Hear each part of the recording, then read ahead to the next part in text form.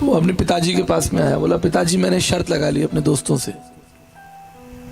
कह रहे क्या शर्त लगा ली तूने? कह रहा मैंने शर्त ये लगा ली 10 और 10 20 नहीं होते, 10 और 10 25 होते हैं। तो पिताजी बोले बेटा शर्त हार जाएगा, क्योंकि 10 और 10 तो क्या होते हैं 20 ही होते हैं, 25 कहां से होने लगे? बोले नहीं 10 और 10 25 होते हैं, मैं ये शर्त लगा ली मैंने अपने दोस्तों से। तो पिताजी ने कहा बेटा अब तो तू ये शर्त हार जाएगा। बोला हारूंगा तो तब जब मैं मानूंगा कि 10 और 10 जो है 25 होते हैं। मानूंगा ही नहीं कभी मर जाऊंगा लेकिन मानूंगा ही नहीं। ऐसे बहुत से लोग हैं कि मानेंगे नहीं, शर्त लगा के बैठे। लेकिन जो कोमल है, बालकों के समान है, जिनका हृदय कोमल है, पवित्र है, प्रभु को सुनने आए, देखने आए, वचन सुनने आए, वचन के भूखे और प्यासे हैं, वो क्या होंगे? कितने लोग आशीषित है कि वो यीशु मसीह को जानते हैं? हाथ उठाइए। कितने लोगों को आनंद है आपके दिल में, हृदय में कि भाई मैं स्वर्ग और पृथ्वी के स्वामी को जानता हूं, उसका नाम क्या है? यीशु मसीह। आप सब खुश हैं। क्यों खुश हैं आप जानते हैं? क्योंकि कोई आपके दरवाजे पर आया होगा, आपके नहीं तो आपके माता पिता के दरवाजे पर आया होगा, कोई चिट्ठी लेके, पत्र लेके, बाइबल लेके, पर्चा लेके, सुसमाचार लेके, कोई तो आया होगा आपको। आप में से कोई ऐसा जो नया प्रभु में हो, जिसको आए हुए 2-3 साल 4 साल हुए हैं? हाथ उठाइए। नया हो। एक भाई है बस, पूरी भीड़ में एक ही भाई है जिसको 1 साल हुआ हो प्रभु में आए हुए, 2 साल हुआ हो, 3 साल हुआ। नया कोई विश्वासी है यहां पर? सब पुराने लोग हैं। आपके माता पिता प्रभु में थे? किनके माता पिता प्रभु में थे वो हाथ उठाइए, जिनके माता पिता प्रभु में हुआ करते थे। तो कुछ लोग तो दोनों में ही नहीं हाथ उठा रहे, वो भी प्रभु में नहीं आए और माता पिता भी प्रभु में पहले से थे। तो चक्कर क्या है? आपको मेरी हिंदी समझ में आती है?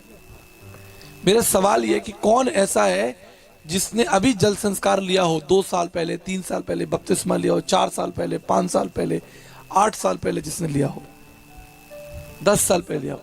यह सब आपके माता पिता पुराने। वो पीछे एक भाई हाथ उठा रहे, क्या नाम है आपका? सुनाई नहीं दे रहा है। देखो ये होती बुद्धिमानी। वो जो बोल रहे हैं वो मुझ तक तो नहीं पहुंच रहा, लेकिन जो बीच में लोग बैठे उनको मुझ तक पहुंचाना कि इनका नाम ये है।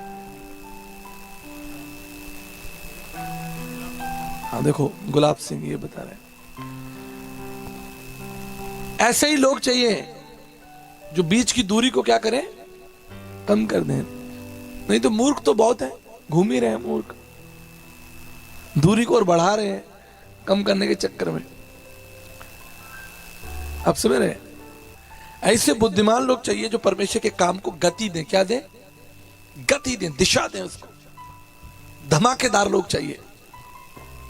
आपको मालूम है पुराने समय में, आज भी कोई दवाई को शहद में मिलाकर दिया जाता था, जड़ी बूटी को।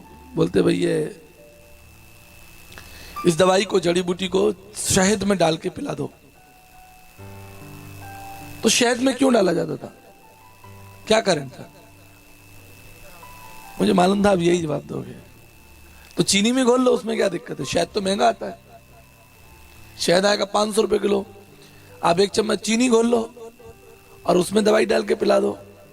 लेकिन नहीं, शहद में इसलिए दिया जाता था कि शहद उस दवाई की गति को दुगना कर देता है, तिगुना कर देता है, उसके तत्व को, उसके महत्व को बढ़ा देता है। जैसे चाय पीते हैं आप, कितने लोग पीते हैं? चाय में इलायची नहीं हो तो मजा नहीं आता। मैं तो पीता ही नहीं बिना इलायची के चाय। जैसे ही चाय में इलायची होती है तो इलायची की जो खुशबू है वो चाय की गति को, उसके स्वाद को क्या कर देती है? बढ़ा देती है एकदम। छोटी सी इलायची होती है। ऐसे ही हमें कुछ ऐसे लोग चाहिए जो परमेश्वर की सेवा को क्या दें? क्या दें? गति दें, ताकत दें, क्षमता दें उसको। ठंडे मसीह नहीं चाहिए, बुझे हुए ठंडे ईसाई बैठे अपने आराम से। तो परमेश्वर के राज्य में ऐसे लोग चाहिए जो प्रभु से बहुत प्यार करते हो। थोड़ा बहुत वाले ठंडे नहीं चलेंगे, बीच वाले नहीं चलते। या तो आप बिल्कुल ठंडे हो या गर्म हो। गुनगुना, जो प्रभु ने क्या कहा, गुनगुना को क्या करूंगा मैं? तुम क्या हो? ना तुम गर्म हो ना तुम ठंडे हो, तुम क्या हो? गुनगुने। समझते हो? पंजाबी में कोसा कहते हैं। क्या कहते हैं यहाँ पे आपके महाराष्ट्र में? गुनगुने पानी को थोड़ा गुनगुना क्या बोलते हैं? कोमट। चलो ये शब्द भी हमने याद कर लिया। कोमट जो है नहीं चलेगा। पानी कोमट हो सकता है, चल सकता है, लेकिन इंसान जो है वो कोमट नहीं होना चाहिए। आर पार की लड़ाई है, या तो आप उधर हो जाओ या इधर हो जाओ। ऐसे लोग यीशु मसीह को चाहिए जो प्रभु की गति को, सेवा को आगे ले जाए। बुद्धिमान लोग, योग लोग। देखिए, दाऊद जो था, छोटा बच्चा था उस समय जब राजा नहीं बना था, छोटा बच्चा था, बालक था। तो वो क्या करता था आपको मालूम है? क्या करता था? उसका क्या काम था? भाई मैं अकेला थोड़ी बोलूंगा, तुम लोग भी भात खाओगे, तुम लोग बोलो। भेड़े चराता था। तो प्रभु ने उसके पहले उसको क्या दिया? प्रभु ने उसको चराने के लिए क्या दिया? भेड़ दी। जब प्रभु ने देख लिया कि ये व्यक्ति अच्छे से भेड़ चरा सकता है, भेड़ों में विश्वास योग्य है, तो प्रभु ने उसके हाथ में राष्ट्र दे दिया, पूरा देश दे दिया। समझ में आया? तो फिर ताली नहीं बजाई आपने। जब आप ताली नहीं बजाओगे तो मैं समझ जाऊंगा कि आपको समझ नहीं आया। जब परमेश्वर ने देख लिया कि यह व्यक्ति भेड़ों को चराने में विश्वास योग्य है, अच्छा जन है, भेड़ों की रखवाली कर रहा है, भेड़ों की चिंता कर रहा है, तो प्रभु ने उसके हाथ में क्या दे दिया? पूरा देश दे दिया, राष्ट्र दे दिया। जाओ तुम राष्ट्र के स्वामी बन जाओ। इजराइल देश जो है उसके हाथ में दे दिया। तो इससे पहले परमेश्वर आपके हाथों में बड़ा काम दे, पहले परमेश्वर आपके हाथों में छोटे छोटे काम देगा, छोटी छोटी जिम्मेदारियां देगा। छोटा सा चर्च देगा, छोटी सी कलीसिया देगा, 5 लोग देगा, 10 लोग देगा, छोटा सा एक घर देगा। क्या वो घर प्रभु के लिए खुला कि नहीं खुला? क्या वो घर परमेश्वर के दासों के लिए खुला कि नहीं खुला? तो प्रभु का वचन कहता है कि एक दिन प्रभु ने अपने शिष्य से कहा कि जाओ वहां पर क्या बंधा हुआ है, क्या बंधा हुआ है? एक गधा बंधा हुआ है, और जाओ उस गधे को खोल लाओ। तो अगर तुमसे कोई पूछे कि तुम इसे क्यों खोल रहे हो, तो क्या कहा प्रभु ने? प्रभु को इसकी जरूरत है। तो चेले गए दौड़कर, उन्होंने गधा खोलना शुरू किया। तो वहां जो स्थानीय लोग थे बोले, भाई क्या कर रहे हो? बोले इसको प्रभु की जरूरत है। तो गधे को लाया गया। आज गधे रूपी हमारे पास ये मोटरसाइकिल और ये गाड़ियां खड़ी हुई हैं, गधे के समान ही तो है। क्या आप अपनी गाड़ी देकर, अपनी जमीन देकर, अपना घर देकर प्रभु के काम में गति, स्पीड दे रहे हैं? ये संदेश आपके लिए भी है और औरों के लिए भी है जो सुनेंगे, बाद में सुनेंगे। खासतौर पे जो बाद में सुनेंगे उनको पहले सुना देता हूं। आपसे मांग ली जाती है गाड़ी चाहिए प्रभु की सेवा के लिए, 3 दिन के लिए परमेश्वर के दास आ रहे हैं, तो आपकी किडनियों में दर्द हो जाता है। हो जाता नहीं? हो जाता है। अरे भाई प्रभु के दास आ रहे हैं, आप कमरा दे दो अपना, वहां पे प्रभु के दास को सुलाना है। या संगत आ रही है, जवान लोग आ रहे हैं। एक बार हमने एक शहर के अंदर एक जवानों की मीटिंग रखी, 70-80 जवानों को हमने बुलाया।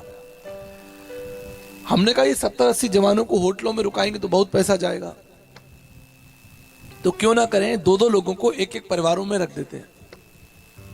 और 2-4 लोग तो बहुत अच्छे लोग थे, बोले भाई हमारा घर प्रभु के लिए खुला है, भेज दो इन जवानों को हमारे घर में भेज दो, 3 दिन रहेंगे, हम खाना भी देंगे, चाय भी देंगे, और दिन भर ये प्रभु की सेवा में जाएंगे, प्रचार सुनने सीखने जाएंगे, ठीक है, रात को सोने के लिए आ जाए। तो 2-4-5 लोग तो बहुत खुश हो गए। बाकी लोगों की किडनियों में दर्द हो गया। बोले भैया हमारे घर में मेहमान है, हमारा घर छोटा है, अरे भैया हम कर नहीं पाएंगे, हमको सवेरे ऑफिस जाना है। और वो लोग कहाँ की तैयारी कर रहे हैं? स्वर्ग जाने की तैयारी कर रहे हैं। कहाँ जाने की तैयारी कर रहे हैं? जो अपना कमरा नहीं दे सकते वो परमेश्वर के स्वर्ग में जाकर रहेंगे। क्या करेंगे वहां जाके? हाँ? वहां भी जमीन घेर लेंगे, बोलेंगे मेरा ये तेरा है। ये सब नहीं चाहिए लोगों को। परमेश्वर के ऐसे लोग चाहिए जो अपना सब कुछ परमेश्वर के लिए देने के लिए। हमने अपनी पूरी जवानी दे दी। सोचो मैं 17-18 साल का था तब से मैं प्रचार कर रहा हूं। पैदल चला, गांव गांव गया, अच्छी जगह भी गया तो ऐसे खेतों में और ऐसी जगहों पर भी मैं आया। परमेश्वर को ऐसे लोग चाहिए जो किसी भी बात की चिंता ना करें, परमेश्वर के राज्य की उन्नति के बारे में सोचते रहें और अपने बारे में ना सोचें। उनको हम विश्वासी लोग कहते हैं। क्या कहते हैं? विश्वासियों के चिन्ह होते हैं। क्या चिन्ह होते हैं? देखेंगे प्रेरितों के काम 2 अध्याय और 43 पद से पढ़े।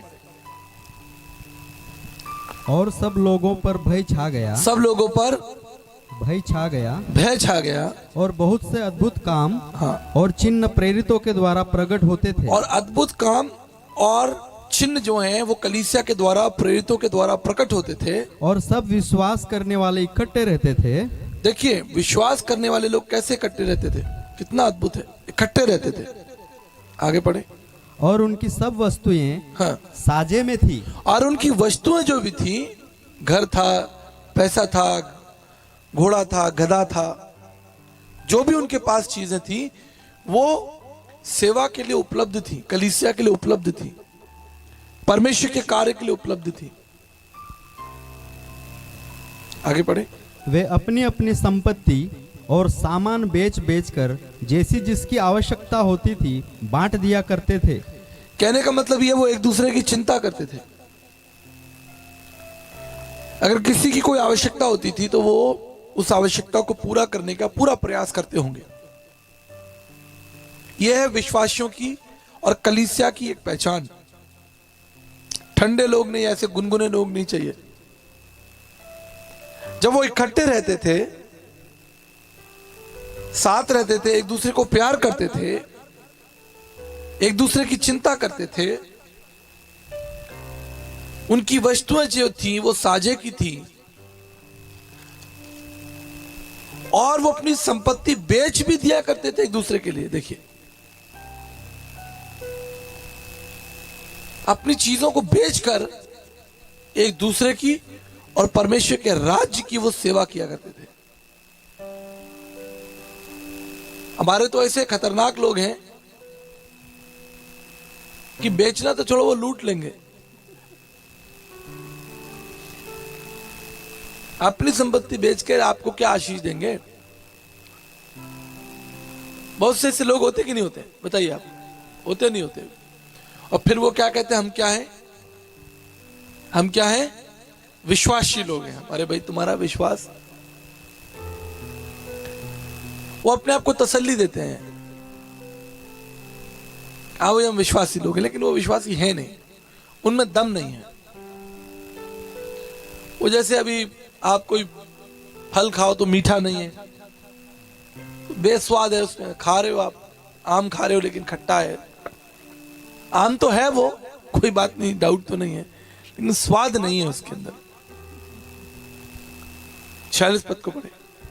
वे प्रतिदिन एक मन होकर मंदिर में इकट्ठे होते थे और घर घर रोटी तोड़ते हुए आनंद और मन की सिधाई से भोजन किया करते थे। देखो यहाँ पे रोटी है, आपको भात मिलेगा, चावल मिलेगा। मैं तो हैरान हो गया, वो ट्रैक्टर में भर भर के चावल लेकर आते हैं।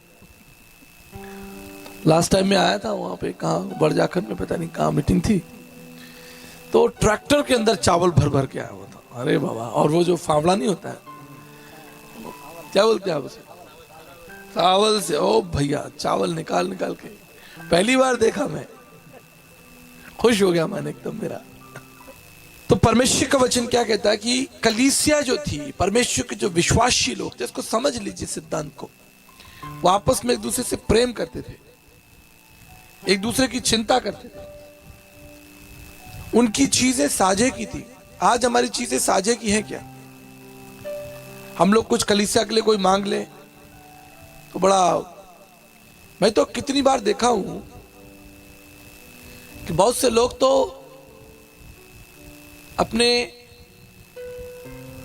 प्रार्थना जो भवन होता है ना, बड़ा प्रार्थना भवन जो होता है, अगर किसी दूसरी कलीसिया को उसमें कोई कार्यक्रम करना हो, डेली नहीं, ऐसा कभी साल में एक बार या 2 बार कोई कार्यक्रम करना हो, तो वो लोग कहते हैं भैया हमें क्या चाहिए, इसके लिए फीस चाहिए। शहरों में होता है। मैं बड़ा परेशान हो जाता हूँ देख के कि भैया इसको, ठीक है लाइट का खर्चा आएगा तो दे दो, कोई बात नहीं, वो तो ठीक है। लेकिन कहते हैं अगर आपको यहाँ कार्यक्रम करना है तो आपको 1 लाख रुपया देना होगा। बताइए। और यहाँ क्या लिखा है कि उनकी चीजें किसकी थी? साझे की थी। क्या थी? साझे की थी। इसलिए अगर आपके पास कोई खेत है, कुछ ऐसी चीज है जो आप दे सकते हो, देना चाहिए प्रभु के लिए, ताकि परमेश्वर का जो काम है, जो गति है वो। और लिखा है घर घर रोटी तोड़ते और आनंद और मन की सिधाई से भोजन करते। कितनी सुंदर बात लिखी हुई है। मैंने तो इसको अंडरलाइन किया हुआ अपने पेन से, पेन से मैंने अंडरलाइन किया हुआ है, मन की सिधाई से। पेन से कर लो आप भी अभी अंडरलाइन, बाद में नहीं मिलेगा ये आपको, ढूंढते रहोगे ये वचन पूरा। मैंने ये जहां से मैं पढ़ रहा हूं 43 से लेकर और 47 तक मैंने अंडरलाइन किया हुआ है। घर घर रोटी तोड़ते भोजन करते। और 47 में क्या लिखा, जरा पढ़े जरा। और परमेश्वर की स्तुति करते थे। क्या करते थे? स्तुति करते थे। सब लोग बोलेंगे क्या करते थे? स्तुति। स्तुति करते थे। सब लोग परमेश्वर की स्तुति करते थे। और सब लोग उनसे प्रसन्न थे। और वो कौन लोग थे जो उनसे प्रसन्न थे? अन्य जाति लोग।